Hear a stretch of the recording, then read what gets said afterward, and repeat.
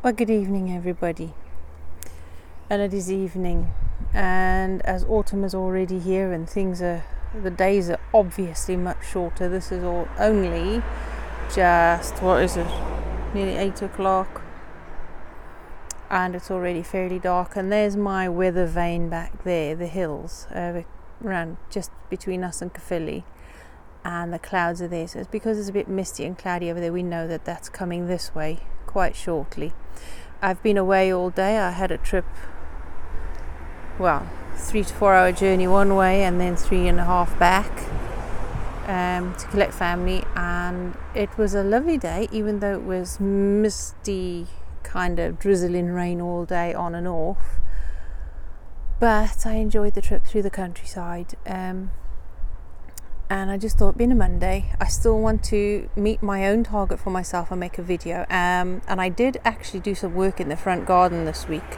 It doesn't look like it, but I promise. And I'll show you. And some things, since the rain has started, has just exploded into life, like this comfrey.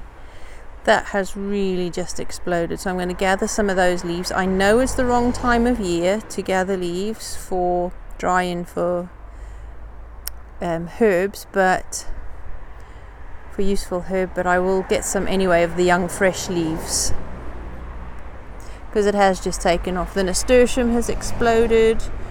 That rose bush has just jumped up. The aronia berries are already, like I said last time, and I still have to harvest them, but they are now lovely and ripe. They're starting to feel softer, so time to harvest them. I think I shall do that tomorrow if it's dry enough. I don't even know if you can hear anything. The lavender is flowering now. There are still some spikes I could gather before they flower. The kale is surviving, even though the slugs are at it. The chamomile is doing fine. I need to harvest some more of that. I know that it's almost the wrong time of year to be harvesting a lot of these herbs, but I will anyway for a last minute dash to grab some stuff. The sweet peas have been flowering, and although not as strongly scented as they would be earlier in the year, they're still a lovely scent. And I picked a bunch on, was it Friday or Thursday? Thursday. I picked a bunch and I had them in the house by the table as I was painting, so I had at least a lovely scent while I was painting. It was an awkward week because I've been feeling very ill all week from some kind of weird virus. I'm still not over it. It's been a week and I'm still feeling a little bit under the weather and completely drained, but I'm getting there. And I did get to do a little bit of work in the garden even so, and look at that, the chamomile spreading over the garden. So you brush that and smell the chamomile. The wisteria, I am so happy, has just started growing, and we're trailing it along the trellis, and it seems to be trailing itself. Look at that, winding itself around stalks. Look, just helping itself. It loves to ramble and trail and toil and twine because it is like a vine, wisteria. This basket, this tub that I put here is surviving, even though it's had quite a bit of aphids on there. Don't know if you can still see the remnants of some, but they're there. But it's starting to flower, and at least it's not so boring here. The asters finally flowering over there, so it likes it in there. Those asters will be open by tomorrow. That chamomile needs a haircut, looking past its best. The dandelion that I've left in there with the aquilegia and the oregano, well, that needs to be trimmed back so that the oregano can grow a bit more. I might get some fresh ones and just put them in somewhere else.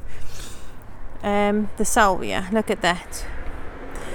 Beautiful. The flowers are still just as beautiful as they were earlier in the season.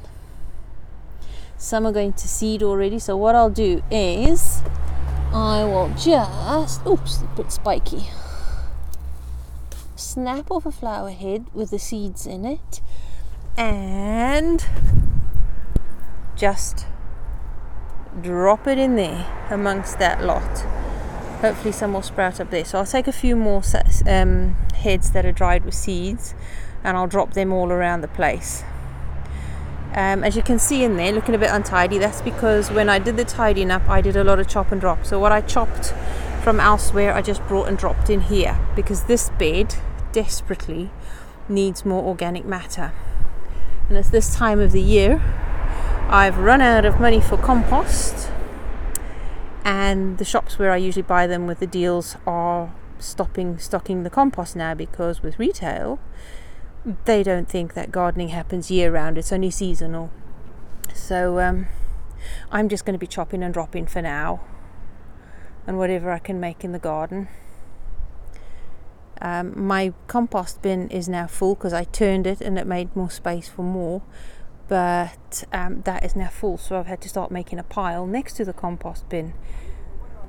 So, and that will be slower to compost during the winter, but I'll just keep adding urine and poultry manure pellets, and hopefully it'll carry on, and if I turn it and keep it aired, it'll continue composting. Look at that, the dahlia starting to flower now. The one that we thought had died and disappeared came late in the summer to revive itself, and I'm very glad it's still there and it's flowering finally.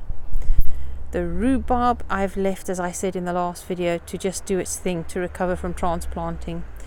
I think I've made one harvest this year off of that, and not much at all. Look what's happening.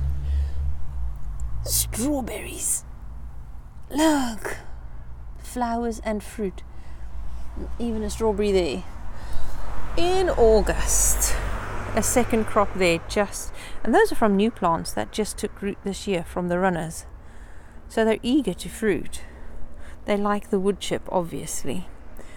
The honeyberry is going to lose leaves soon, and we're going to have those gorgeous reddy purple stems soon as well. The Dorbenton's kale, that given to me by a friend, Becky Hill, is still surviving. I shall take some of these dying leaves away. I don't want the slugs having a free ready meal, so I'll move that elsewhere. Hydrangea definitely past its best now. There's still a couple of flowers coming up, but those that aren't need shredding, so I'll have lots of material for shredding to make more compost to go in the compost pile. The teasel, the one that I bought, hopefully we get a spike on that this year so that we could have seeds to self-seed, because obviously it makes a nice bush. It'll feed the birds and make a lot of organic matter to compost if I just chop and drop. Lots there. The forget-me-nots have sprouted and coming back again. If there's too much, I'm just going to chop and drop them where they are. The jasmine has come back nicely. Let's hope that because there's more plants anchoring this arch, that it will survive nicely this winter and not die back like it did last year. Oh, it was awful. I thought it was completely gone, but it's come back. And this week, because there were so many long branches coming off this evergreen thornless blackberry, and instead of just cutting them all back, I decided to wind and tie them in to make arches along the arches that are there, so that it encases it more to make more shelter. The birds will like that more. They'll be ready to feed and drink water under there better next year if there's more cover. So, and look at the fruit. The fruit on this blackberry is just phenomenal. Look at it.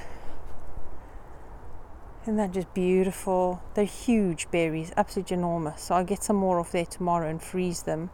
I tend to freeze the berries because we don't have that much all together. So as I freeze them, I use them in smoothies and things like that, frozen. So, you know, if I had a huge, by next year, hopefully this bush will be absolutely smothered in them, and I'll have enough to make some jam maybe, or even some fruit leather mixed with apple. That would be delicious. So maybe next year I'll have enough. The Elaeagnus finally is recovering and sending up new shoots, straight ones. So when they're stronger, I shall cut down the ones that have grown sideways. And look, finally flowers. And these ones will flower properly now until, say, October, and then we'll have fruit through until January. We'll have berries on the Elaeagnus, and they are edible berries, not much flesh, but plenty, quite a large seed. But good for birds for food through the winter, and a survival food for us if we ever needed it. But generally it's not, because of the size of the seed, it's not really that much worth for a bulk of food for us, but it needs must kind of food. So that is a good plant to have. It's a nice windbreak there against that, so hopefully that will continue to be a bit of a windbreak there. It's an evergreen anyway, so even through the winter we'll have some shelter in that little spot anyway. All the chopping and dropping I've been doing underneath has obviously done it very well, and it has taken off now. It was struggling before. The josterberry will drop its leaves, but it will grow bushy again next year, and it grows extremely big. It's a very big bush.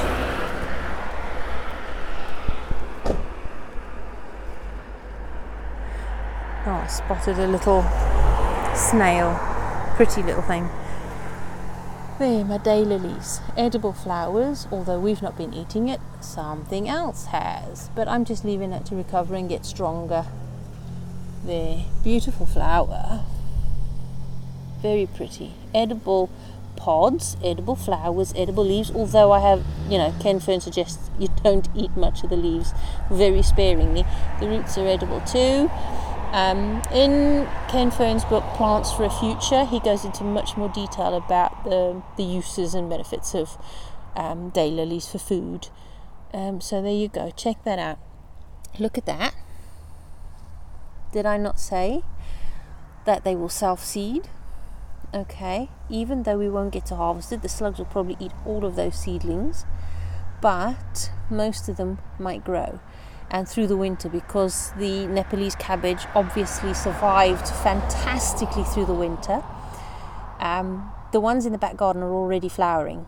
So these will be successive flowering for insects that are out during the winter, even though there won't be very many. Those that are out will have flowers to feed on, and there will be shelter for the ground. This will cover the ground. It'll be ground cover and chop and drop. Look, more seedlings from the Nepalese cabbage. So fantastic news, the self-seeding is working. I have left the plantain over there, the ribbed plantain, because I want that there. It's a soil indicator, and the birds and insects, the insects love the flowers and the birds love the seeds, so that's there to feed nature. And if I leave stuff growing, there will be stuff flowering and seeding through the winter, so there'll be food for animals as well through the winter, and insects. Look at the kale there. They really are enjoying it in that sheltered spot by there. So I am presuming that provided I can avoid slugs, that will be a nice place for the hostas to go next year. Hostas and Solomon seal, because I like that in that corner there by that wisteria. That will make a lovely, there's hellebore there, and that will have a bit more shelter this year. So I'm happy about that. I know the leaves will be coming off the wisteria soon, because it is autumn, and some of the leaves will be going yellow soon, but there's plants there. So I've got that hawthorn springing up nicely. So there's beginning to be a framework along the fence.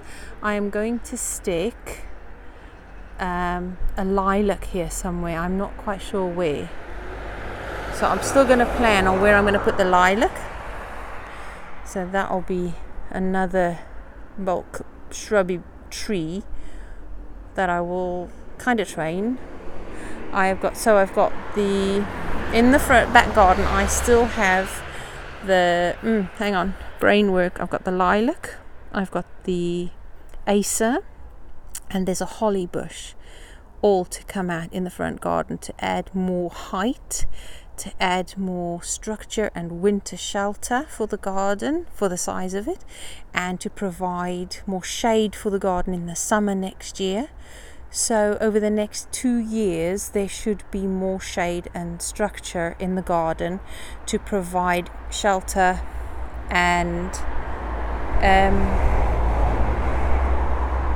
habitat as well, and a lot more soul food for us. This rose, right, was practically dead when we moved into this house. It was a tiny little patio shrub left in the ground, and now look at it. I've had to cut some off so I can get in there, and we've had beautiful roses off there. It has hips on there now, so I've stopped cutting and deadheading so that we can have the hips off that. Look at that. Oh, I don't know what's wrong with this camera, but it looks awful. It's so... oh, not very nice. It's all grainy, the image. Oh, I don't know what's wrong with that. Funny that, I don't know. And this rose is still flowering. It's a white rose.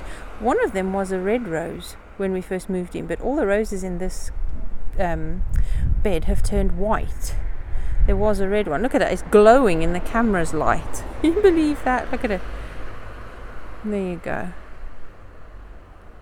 Oh, isn't that pretty? That's just so gorgeous. It's not a scented rose, but it is so pretty. Look at that. It's glowing. It's so white, it's glowing. Yeah, and then this one, my favorite rose. Oh, I adore it. It's a David Austin rose. An old English rose, gentle Hermione. And this one is strongly scented. Oh, it's beautiful. I just love this. It's not a good cut rose. It doesn't do well as cut rose, but this one you leave on the bushes and admire. It brings you out into the garden to admire it. Look at that. Oh, I love that. So the light is fading and I'm not going to be able to show you much more, and it's starting to rain again. But I just wanted to show you what's been going on. Look. The lemon balm is still growing, but it will soon be drowned out by the comfrey, so I'm going to have to cut that back soon. The salad burnet, I haven't used it much this year. It was struggling to start with, but now that it's taken off, it's setting flowers, and it's a late flowering one, this one obviously, but I'm leaving it there to flower. It will self-seed everywhere, but the bumblebees will have food when a lot of other things are dying down. For now though, I mean, look, the calendula, the chamomile, the borage, I mean, the self-heal, there's still flowers on there. There's a lot of flowers still around, so the bees will still have food, and it looks like with things like that that are only starting to flower now, at least for a while longer, things are going to have food. So I'm not too worried. Oh, and look at that. I found, oh, I did tell you in the last video, didn't I? Yeah, my grandson picked it because it's a red camellia. He had a choice, the white one or the red one. He said the red one. So that's what we've got, a little bit more variety.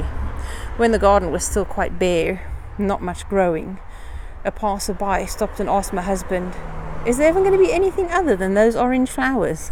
Because it was just a massive calendula everywhere. But I've been chopping and dropping that, and the more I deadhead and chop it, it just keeps flowering.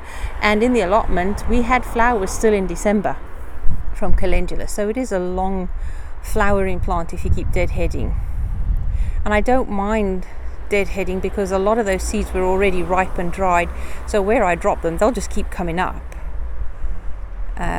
So it gave us a bit of structure and materials for building soil, so I'm not worried about that. And obviously since then there are other colours of flowers since then, so I'm hoping the passerby is more pleased with what he sees now. I'm quite happy that structure is coming. There is becoming more bones in the garden, more height. You can see that already, and very soon all the houses will be obscured from our view, so I'm not too worried. So everyone, late in the evening, even this time of the year, it was still quite warm today. We had temperatures up to 26 degrees where we were one spot. So it's varied between 22 and 26 degrees today, even with overcast, misty rain. Look at that, since I've been talking to you. You can't even see the hill now. It's gone. The hill's gone behind all the clouds and the misty rain. So that proves that's our weather vane, and I can feel it's already misty over here. So how long has that been? Not 20 minutes? Yeah, 20 minutes. That is how long it took for all those clouds to get here. That's quite long, actually. Usually it will be in 10 minutes, depending on the wind. Obviously not that windy. So it's late on Monday evening, so you'll probably only see this tomorrow. But have a good evening, have a good sleep, and I shall see you all soon. Bye-bye, everyone.